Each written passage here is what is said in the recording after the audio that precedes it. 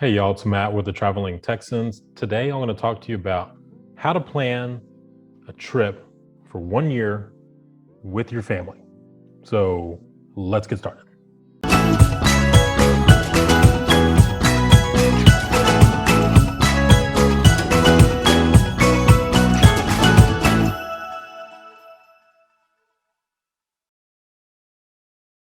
Hey guys, it's Matt with the Traveling Texans.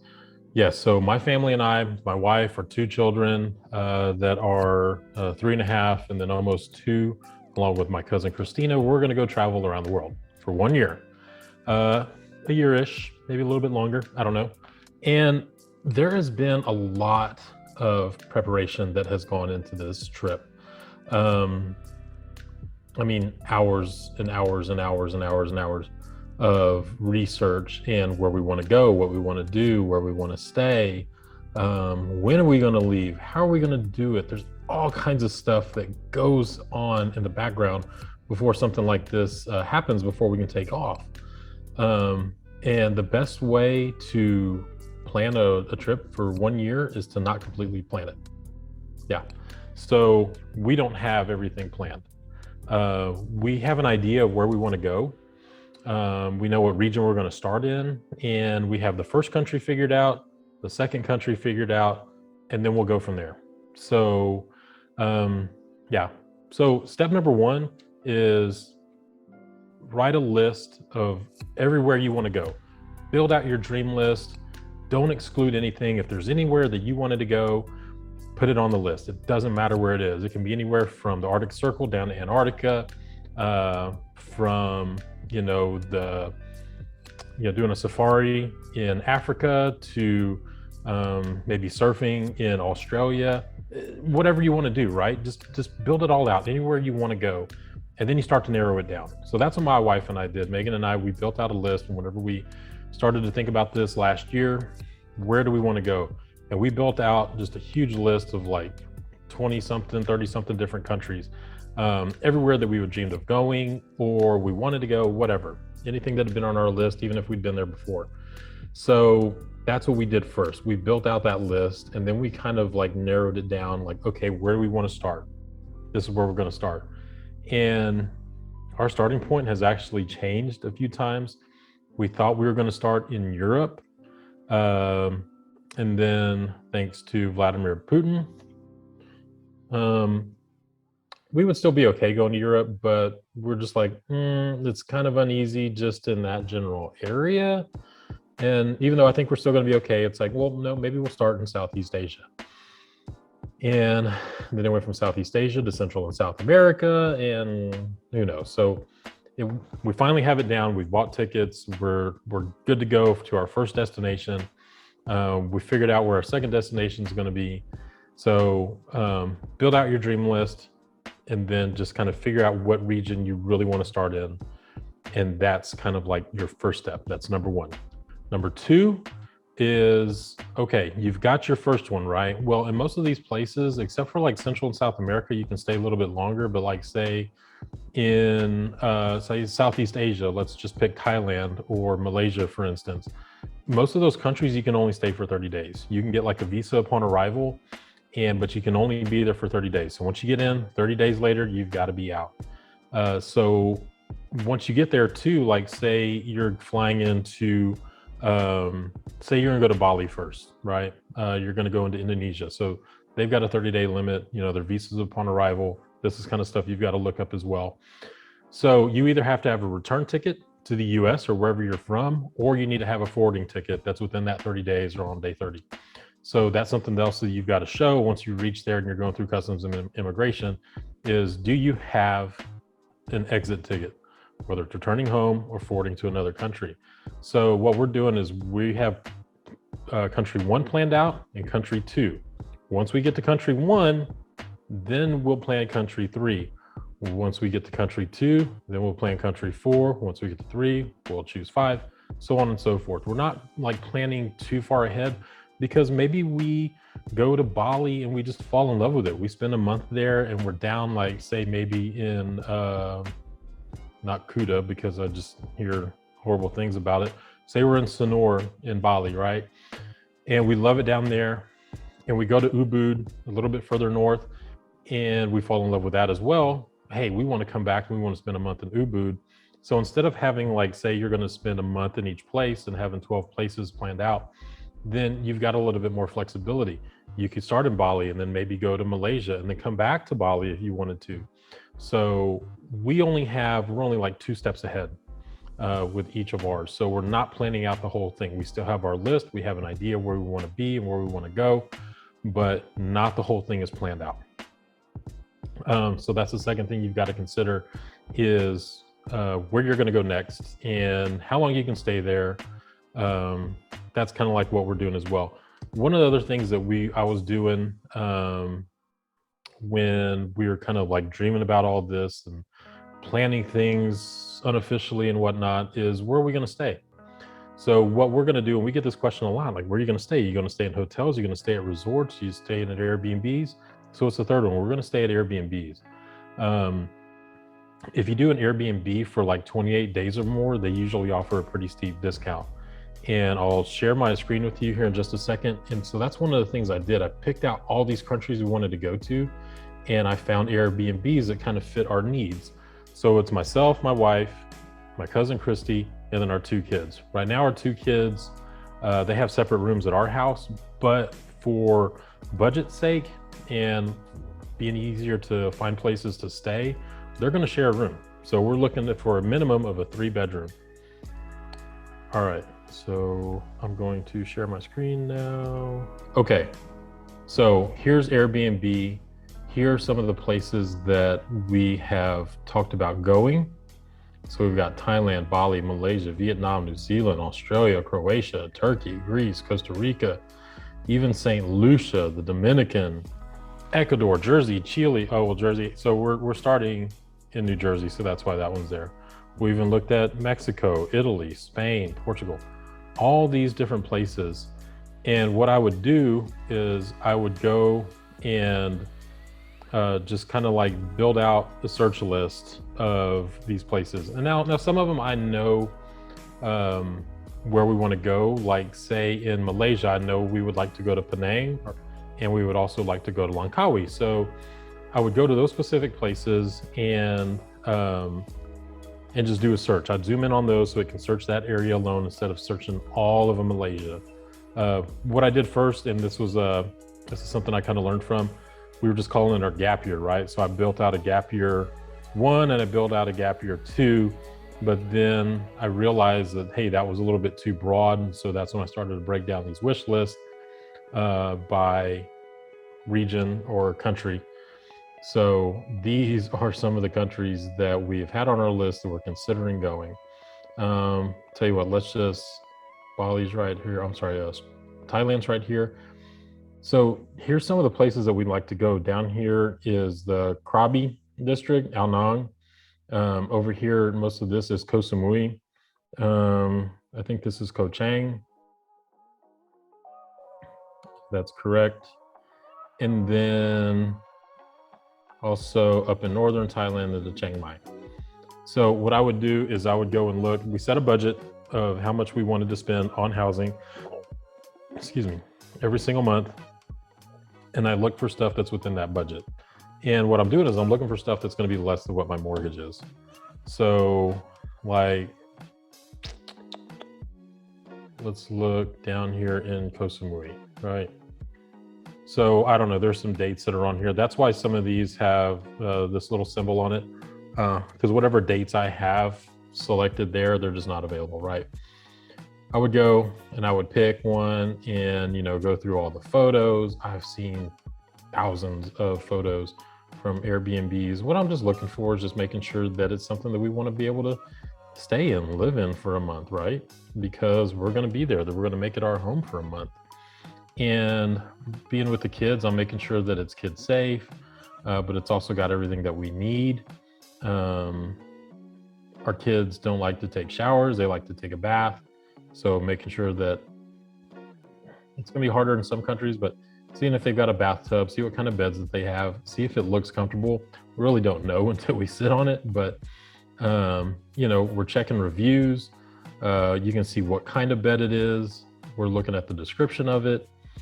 And the other thing I would do, so here's the description. A lot of these will offer airport transfers, and they'll have security deposits, but a lot of them that are in, like, say, Thailand, the electricity is not included. So you have to pay extra for the electricity, pay for water. Oh, this one actually has to pay for the internet. It's not included. The maid service is different.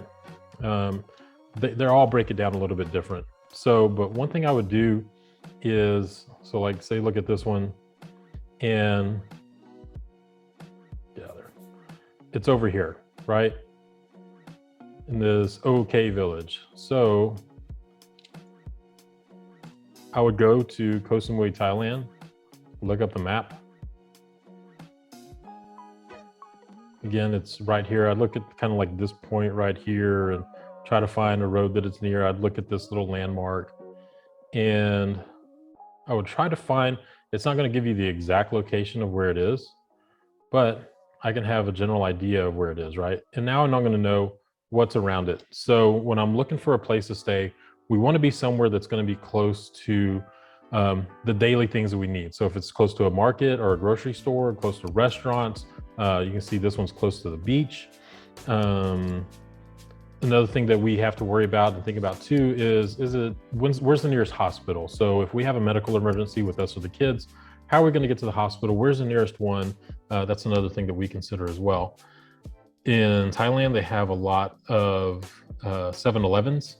So that's something that's huge over there, and you can get almost everything at a 7-Eleven. But so I would just kind of like, I'd come over here and zoom in and look and see what kind of restaurants are around and stores and whatnot. And if it suited us, then okay, great. You know, like say this one is right here. And right here is a super cheap supermarket, right? I'd go in and I would look at photos and I'm like, okay, yeah, there's that guy. He's shopping there. And this looks like, you know, maybe some beauty products, some sunscreen, some baby food. They got toilet paper over here. We're going to be able to find the stuff that we need, like on a daily basis at the supermarket. So that house would probably work for us if we were going here, okay? So yeah, we would dream out, you know, build out our list and just kind of like have our dream list too of the Airbnbs that we wanted to stay at. And like you know, you can see this one, it says $12.40 a month. If you come down here, it's $19.07, monthly discount $668, cleaning fee, service fee, and it comes out to $14.01 before taxes. But even the taxes aren't that much.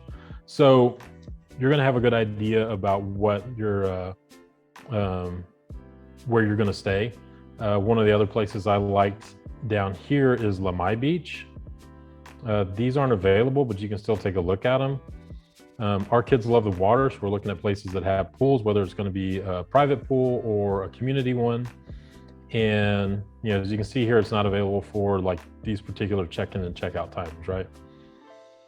But oh man, this one's all kind of booked up. Oh, it's available. It's got some availability in October. So if I really wanted that one, but again, you know, we would go to that area, Lamai Beach. I've been to Koh Samui before, so I'm a little bit familiar with it. And again, we would just come in. I would come in and zoom. You can even, out here, Matt, drive around. So you can just put yourself on the streets and do a street view. So that's what I would do with some of these. Even I would just drive around and take a look and see what it is, and make sure you look down here to see when that image was captured. When did the Google Street View place, you know, when did they last drive around here? When is this image from? This one's from 2019. So there could have been some changes. Some of these places might be shut down, but you have a general idea of what it looks like. With kids, we're looking to see if it has places with sidewalks, which is some of the things you have to worry about. And in some of the countries, like in Bali, there's not a whole lot of sidewalks in some of these places, none in some of them. So looking for places to live, that's what I've been doing, you know, building out our list, going to Airbnb and just searching all kinds of stuff. You know, the different areas we wanted to be in, looking for the houses, putting in our search parameters. Just for S&Gs, let's say we want to go to Tasmania. I don't know. Let's say we want to go there from September 1st through, we'll say 28 days, 29 days. But we have some leeway here. So you can go plus or minus 1, 2, 3, 7 days. And then we'll add in how many guests. So this is all of them, no matter what the price point. You can see that a lot of these are pretty reasonable, but you can come over here to the filters. You can narrow down your price point. You know, you more than likely want the entire place. You can pick the number of bedrooms. You can pick the number of beds. I usually pick the number of bedrooms and bathrooms. See, there's only 6 of them that meet that criteria. Some of them, like if you see this, that has this little house right here that's half white, half black, then you can split time between these two. You do 2 weeks this one, 2 weeks in that one. But, oh, I picked one here in Tasmania. And you just go and check it out. And then if you wanted to save it, you hit save right there. And if it's a new one, then you can build out a new list. So yeah, that's how we figured out kind of like where we want to stay, building out our dream list, and trying to figure out like, okay, what's available? What does everything look like in that kind of price range? Hey y'all, thanks for watching. We really appreciate it. If you're new to the channel, make sure you go and hit that subscribe button and hit that bell so you can be notified every time we put out a new video. And hit that like button because it lets YouTube know that we're doing a good job. Thanks. Okay, so once you've kind of figured out where you want to be, you've looked at Airbnbs to see what's available to make sure it's going to fit your criteria, fit what it's going to be for your family. Then, hey, what's it going to cost to get there? So that's something else that we kind of looked at too before. I should have prefaced that, is because we have little ones, and honestly, I don't want to sit on a 13-hour flight sitting in economy. It's just not me. Who's got the best kind of tickets? Where can we get the best deal? So we're flying business class, but you can fly economy too. It's all up to you. It's how much you want to spend. We budgeted that into our trip and our budget and everything too, that these long flights from continent to continent, instead of like not necessarily, you know, Asia to Australia, but like say from the US to Asia or the US to Europe. That's one of the hard points that my wife and me we were saying though, is we want to fly business class. So how much is it going to cost to get where you want to go? And can you get somewhere cheaper? Like say with Europe, sometimes it's a little bit cheaper to fly, say, into Amsterdam or England, but maybe you wanted to start in Spain, but flying into Spain is going to cost a few $1,000s more. Well, you can fly into like say Amsterdam or England or Paris or something like that from wherever you're at and save a lot of money, because once you get there, then the flights within those regions are super cheap. Why US carriers charge so much for domestic flights, I have no idea. Because within Thailand, I can take 5 people and fly from like one little airport to say Bangkok for less than $300 for 5 people. And that's like upgrading luggage and, you know, picking your seats and all that, less than $300, 5 people. So we're getting ripped off. One of the things that I used that I'll show you right now is I use Google Flights. So Google Flights is great. So what we're doing on August 5th, we're actually going up to New Jersey. We're flying into Philadelphia, but we're going up to New Jersey. And we are going to spend a few days up there. And so I knew we were going to leave out of the New Jersey area, New York, something like that, because it's all pretty close. So what I did was, you can choose all these airports out of New York, so Newark, LaGuardia, and JFK. You can pick the date that you want to leave. We'll just say August 10th. You don't have to put a destination on there. And you can search. So this is going to tell you where, just for shits and giggles, we're going to look in business class. How much is it going to cost to fly in business class to all these different destinations? Let's check out Europe. So I'll be honest with you, the cost of these flights have gone up significantly, not necessarily to here, but to some regions, gone up a ton. There was one place we were looking at going, and initially when we first started getting serious about looking, the flights were about $8,000 for all 5 people to fly to, let's say, Bangkok. And shortly thereafter, that went up to $14,000, then to $25,000, then to $29,000, then back down to 25, back to 29. How I know that, I'll let you know here in just a second. So this is business class for one way. So as you can see, if you wanted to fly to, say, like Cork, Ireland, it's almost $34,000. Fly to Amsterdam is $10,000, but you can fly into London for $5,500. So you can go down here, you can view the flights right there, and it's going to bring up all the flights that are available with the ones they partner with. Not every single airline is on here, but there's a lot to choose from. So this is flying out of JFK to London Heathrow, and it's going to give you the flight itinerary. So you're going to fly there to, this is Humberto Delgado. This is in Lisbon, Portugal, because this is a Portugal Airlines TAP. And then you're going to have a 2.5-hour layover, and then you'll fly from Lisbon to Heathrow. And it also lets you know what kind of seats you've got, you know, whether it's on-demand video or you can broadcast it on your own device, whatever it's going to be. Like this one doesn't offer anything. It looks like average legroom. It's not even business class. This is going to be, yeah, this is going to be more like economy. So you can check out all of these flights. So this isn't a horrible one because it leaves at 10:30 p.m. If you got little ones that you're flying with, this one's great because it's late, so they're going to go to sleep. So this, you know, 7-hour flight, they might fly, they might sleep the whole way, you know, fingers crossed. And then they wake up, it's the afternoon, or the morning whenever they get there, late morning, and then they can start all over again. But so this is kind of the stuff that we were doing. If you wanted to go back and look,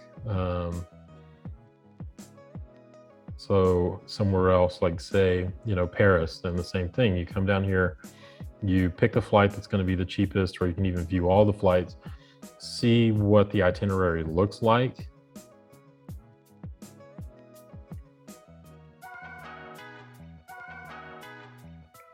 But yeah, I mean, some of these like over $63,000 if you want to go to whatever that is.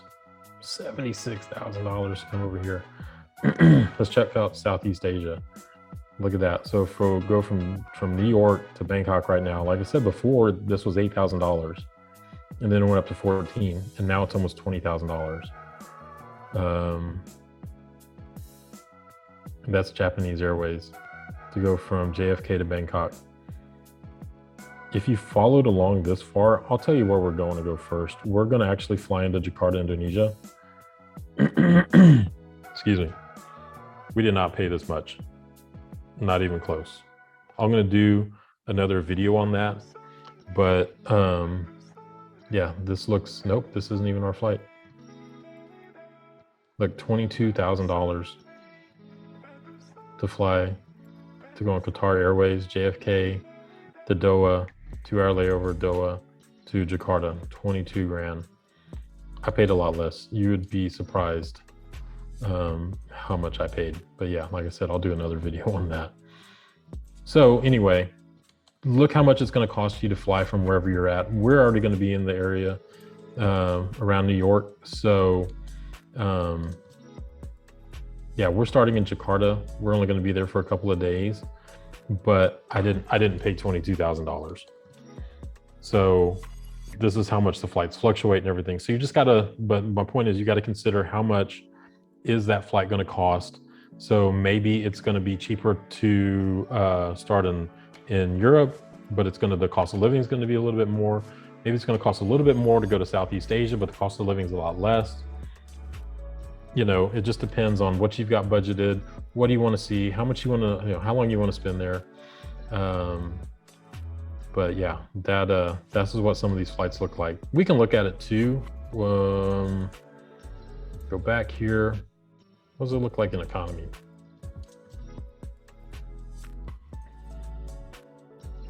And this is for 3 adults, 1 toddler, and 1 infant. So that's the child under 2 years old.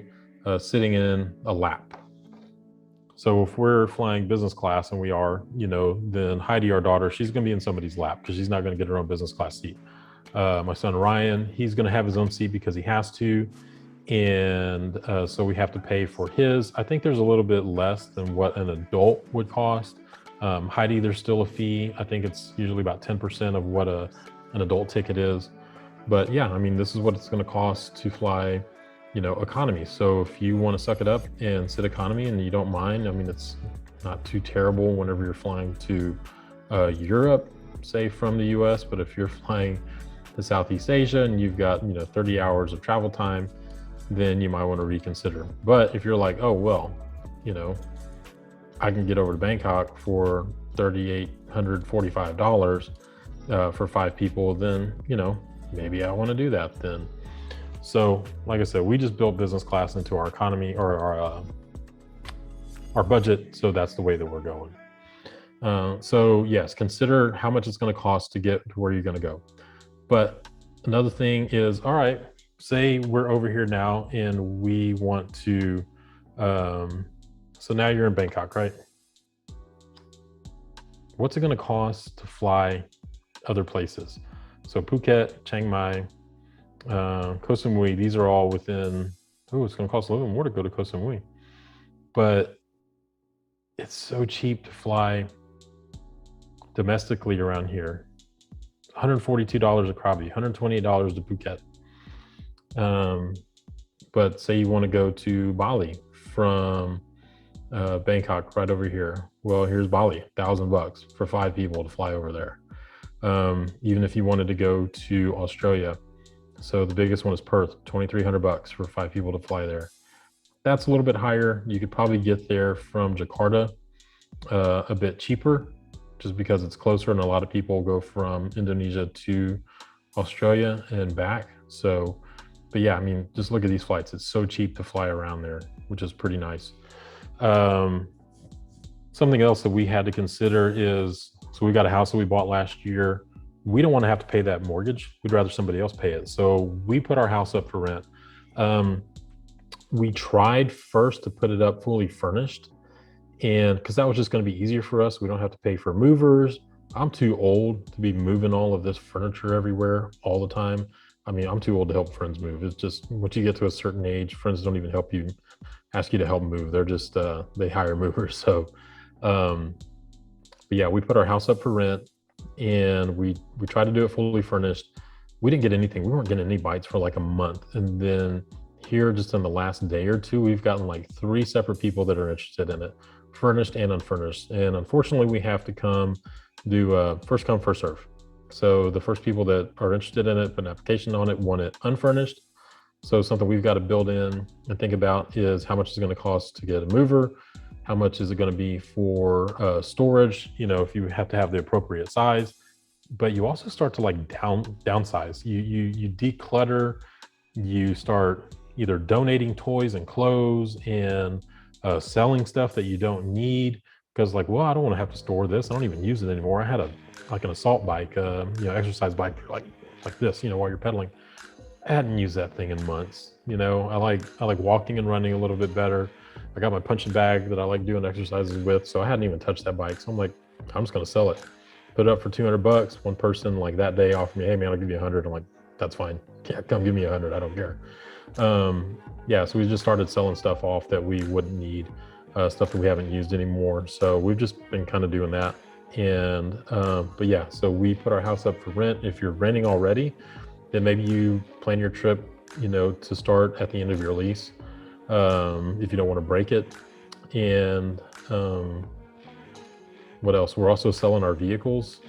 We kind of missed the window of whenever people were paying crazy prices and whatnot. That's not as crazy anymore, but we'll still be able to. I bought a brand new one recently, so at the beginning of the year. So I'm just hoping to break even. My wife's will make some good money on it. We've had her for a few years, but we'll still make pretty good money with hers. But we're selling our vehicles. We're renting out the house. We're kind of just minimizing everything. We're going to do another video. We'll put the link once we have it done. We're going to do a video about how we're going to pack. So that's something else you've got to consider. less is best. So yeah, so that's just some of the things that have gone into planning. And another thing, the last thing that I've done is, and there's been a lot of late nights doing this, you know, I'll work during the day, pick up the kids from daycare, we make dinner, get bathed, everybody goes to bed, and then I'm up watching YouTube videos. So yes, you're watching a YouTube video right now. I've done the same thing. Hopefully this one is like taken off and it's gone viral, but I've watched tons of YouTube videos, and these are some of the people that I follow. All right, so this is our YouTube channel. These are people that we subscribe to. Gary Butler, the roaming chef, or the roaming cook, I just started following him recently, but he's somebody that has been on my radar for a little bit. These I just started following recently. This guy, Patty Doyle, he's got an awesome channel. I actually had a question about something, and I sent him an email, and within a day or two, he replied. So Patty, if you're watching this, which you're probably not, but you know, if you're a fan of Patty Doyle and you're watching this, he emailed me back. It was awesome. I was just so excited to hear back from him. Yeah, so it was great. So watch a lot of his videos. He does a lot of stuff in Southeast Asia. Some of the others that I've watched and kind of learned from is Lisa and Josh. They go and they travel for a year. They actually quit their jobs. I think they do some like digital nomad stuff, but they have a good video and a spreadsheet on budgeting that we did. So yeah, I love watching them. Actually, we have our link down below in the description for Buy Me a Coffee. I got that idea from them. So, you know, if you like what you're watching and you want to just kind of contribute a little bit, we greatly appreciate it. You can go buy us a coffee. The link's down in the description. The other is Travels on Toast. So this is Olivia and Mario. They are from Lithuania in the UK. They actually travel with their cat. The cat stays at home, you know, while they're making their videos or out and about. But yeah, love watching their content. You know, they do a lot of stuff down in Southeast Asia. They've been traveling full time for like 3 years. Divert Living, I've seen a lot of his stuff.